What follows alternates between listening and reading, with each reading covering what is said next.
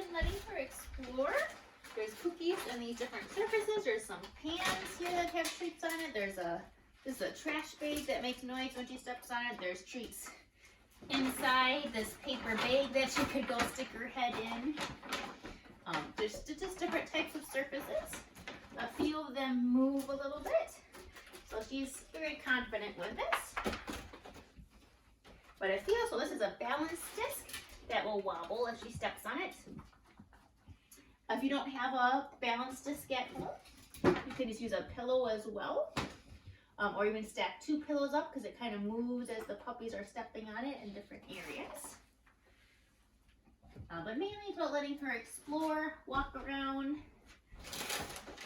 be very confident with stepping on things that make noises. Good girl. There you go. There you go. Good girl.